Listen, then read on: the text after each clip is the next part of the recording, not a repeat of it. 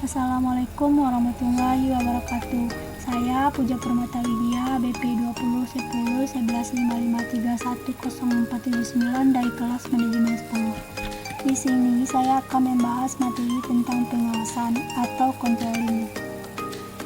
Pengawasan yaitu suatu usaha sistematik untuk menetapkan standar pelaksanaan dengan tujuan-tujuan perencanaan, merancang sistem informasi umpan balik, membandingkan kegiatan nyata dengan standar yang telah ditetapkan sebelumnya, menentukan dan mengukur penyimpangan-penyimpangan, serta mengambil koreksi yang diperlukan untuk menjamin bahwa semua sumber daya perusahaan dipergunakan dengan cara yang paling efektif dan efisien dalam pencapaian tujuan-tujuan perusahaan. Pengawasan adalah proses dalam menetapkan ukuran kinerja dan pengambilan tindakan yang dapat mendukung pencapaian hasil yang diharapkan sesuai dengan kinerja yang telah ditetapkan tersebut. Dalam pengawasan dapat diketahui sampai di mana penyimpangan, penyalahgunaan, kebocoran, pemborosan, penyelewengan, dan lain-lain dikendala di masa yang akan datang. Jadi, keseluruhan dari pengawasan adalah kegiatan membandingkan apa yang sedang atau sudah dikerjakan dengan apa yang direncanakan sebelumnya. Karena itu, perlu kriteria, norma, standar, dan ukuran tentang hasil yang ingin dicapai. Dengan demikian, jelas bahwa tanpa rencana, maka pengawasan tidak mungkin dapat dilaksanakan. Karena tidak ada pedoman atau petunjuk untuk melakukan pengawasan itu.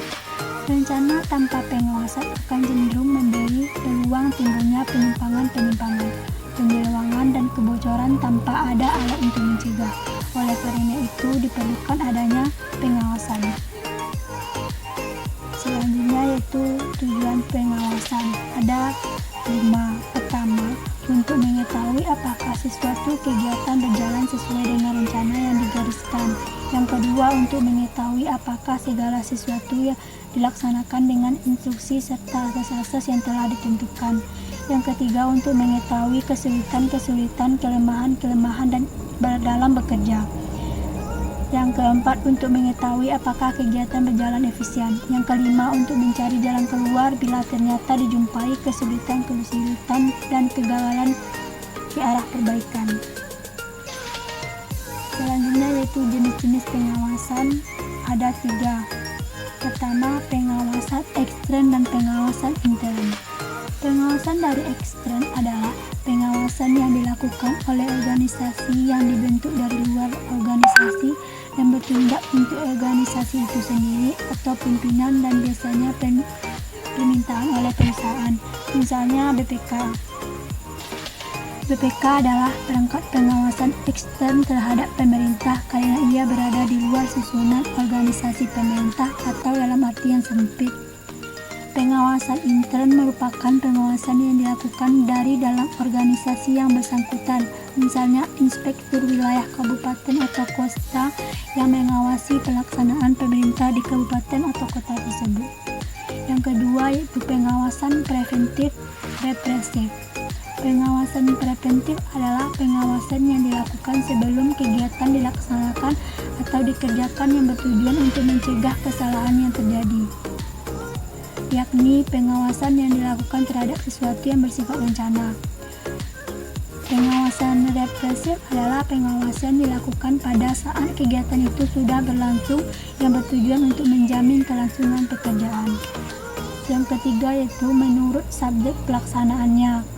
Pertama, pengawasan melekat, yaitu pengawasan yang dilakukan oleh atasan langsung yang memiliki kekuatan power, dilakukan secara terus-menerus agar tugas-tugas bawahan dapat dilaksanakan efektif dan efisien. Yang kedua, pengawasan fungsional. Pengawasan yang dilaksanakan oleh pihak yang memahami substansi kerja objek yang diawasi dan ditunjuk khusus untuk melakukan audit independen terhadap objek yang diawasi. Yang ketiga, pengawasan masyarakat, yaitu pengawasan yang dilakukan masyarakat pada negara berbagai bentuk social control terhadap penyelenggaraan pemerintah yang dilakukan pemerintah untuk mewujudkan masyarakat negara yang demokratis. Yang keempat, pengawasan legislatif.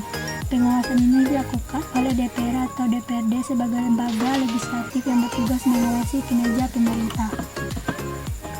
Selanjutnya yaitu karakteristik pengawasan. ada 10. Yang pertama akurat, yang kedua tepat waktu, yang ketiga objektif dan menyeluruh, yang keempat terpusat pada titik-titik pengawasan strategi, yang kelima realistik secara ekonomis, yang keenam realistik secara organisasional, yang ketujuh terkoordinasi dengan aliran kerja organisasi, yang kedelapan fleksibel, yang kesembilan bersifat sebagai petunjuk dan operasional, yang kesepuluh diterima para anggota organisasi.